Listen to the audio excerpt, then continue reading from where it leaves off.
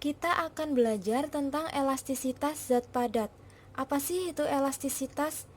Elastisitas yaitu kemampuan suatu benda untuk kembali ke bentuk awal setelah gaya luar yang diberikan kepada benda itu dihilangkan. Nah, di sini contohnya ada pegas dan karet. Jadi ketika pegas kita tarik, terus kita lepaskan, maka pegas itu akan kembali ke bentuk awalnya. Kemudian ada benda plastis atau tak elastis. Benda plastis atau tak elastis itu benda yang tidak segera kembali ke bentuk awalnya setelah gaya luar dihilangkan. Nah, di sini contohnya misalkan ada tanah liat, plastisin, dan adonan tepung kue. Selanjutnya ada tegangan atau stres. Misalkan ada seutas kawat dengan luas penampang yang mengalami suatu gaya tarik pada ujung-ujungnya. Nah, di sini akibat gaya tarik tersebut, kawat mengalami tegangan tarik. Jadi tegangan itu adalah hasil bagi antara gaya tarik F yang dialami kawat dengan luas penampangnya A. Jadi di sini rumusnya tegangan sama dengan F per A. Untuk satuan tegangan itu Newton per meter kuadrat atau Pascal. F itu gaya, satuannya Newton, dan A luas penampangnya, satuannya meter kuadrat.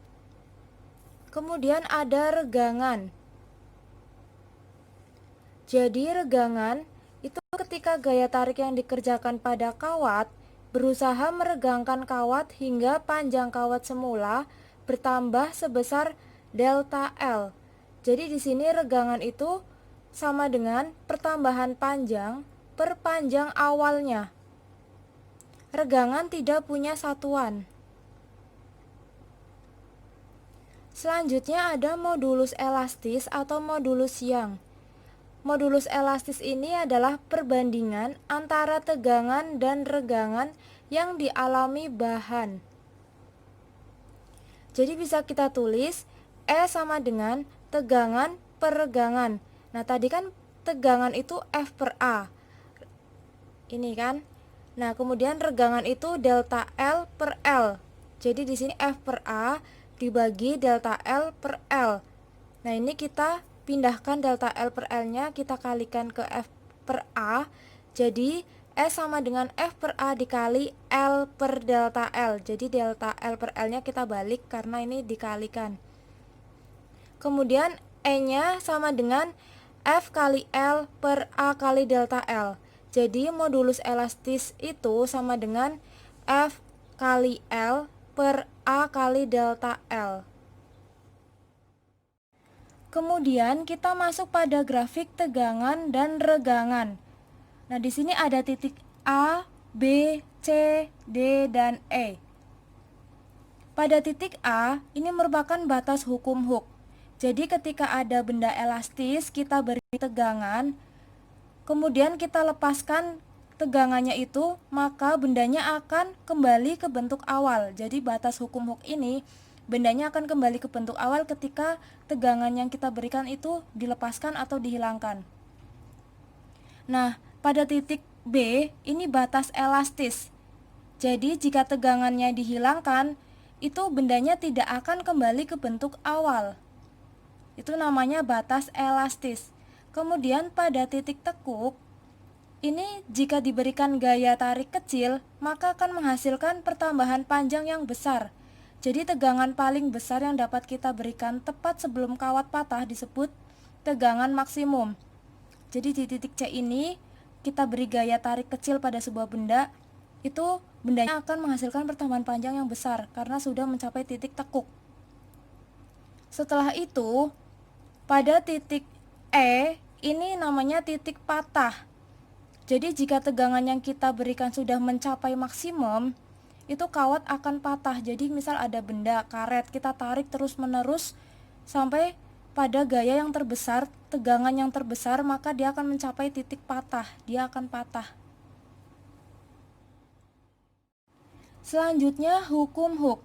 Jadi jika gaya tarik tidak melampaui batas elastis pegas, maka pertambahan panjang pegas berbanding lurus dengan gaya tariknya.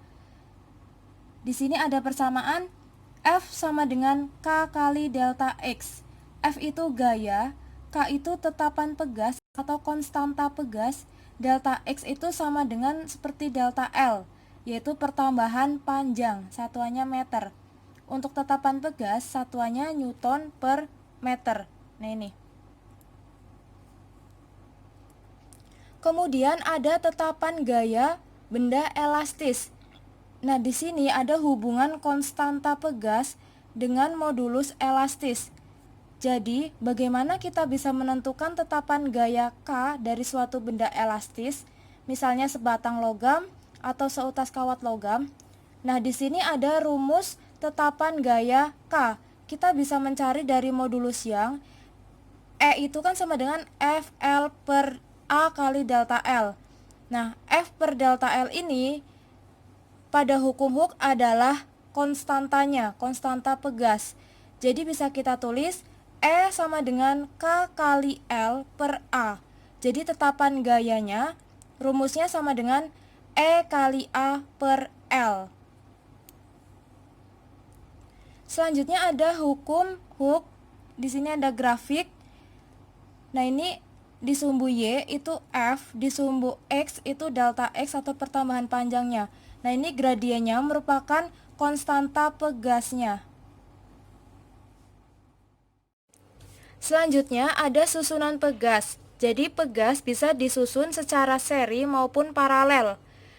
Yang pertama kita akan bahas susunan seri pegas. Nah, di sini misalkan ada dua pegas dengan konstanta masing-masing K1 dan K2, kemudian ada beban yang digantung pada kedua pegas tersebut. Nah, ketika disusun secara seri, maka gaya tarik yang dialami tiap pegas itu sama besar. Jadi F-nya itu sama dengan F1 sama dengan F2. Jadi gayanya itu, gaya di tiap pegas itu sama besar. Kemudian, pertambahan panjang pegas pengganti seri atau delta X-nya itu sama dengan total pertambahan panjang tiap-tiap pegas. Jadi bisa ditulis delta X sama dengan delta X1 plus delta X2. Nah, untuk mencari konstanta pegas pada susunan seri itu 1 per KS, KS itu K seri, sama dengan 1 per K1 ditambah 1 per K2. Jika pegasnya lebih dari 2, maka bisa ditambahkan lagi di sini. Nah, untuk N buah pegas identik pada susunan seri pegas, yaitu KS sama dengan K per N. KS itu adalah konstanta pegas pada susunan seri. Selanjutnya, kita bahas susunan paralel pegas. Nah, misalkan di sini ada dua pegas dengan konstanta masing-masing K1 dan K2, ini disusun secara paralel. Kemudian dia digantungkan beban pada kedua pegas tersebut. Nah, pada susunan paralel pegas, gaya tarik pada pegas pengganti F itu sama dengan gaya totalnya. Jadi total gaya tarik pada tiap pegas. F sama dengan F1 plus F2. Kemudian yang kedua ada pertambahan panjang tiap pegas itu sama besar, dan pertambahan panjang ini juga sama dengan pertambahan panjang pegas pengganti. Jadi bisa kita tulis delta X1 sama dengan delta X2 sama dengan delta X. Jadi pertambahan panjang untuk tiap pegasnya ini sama.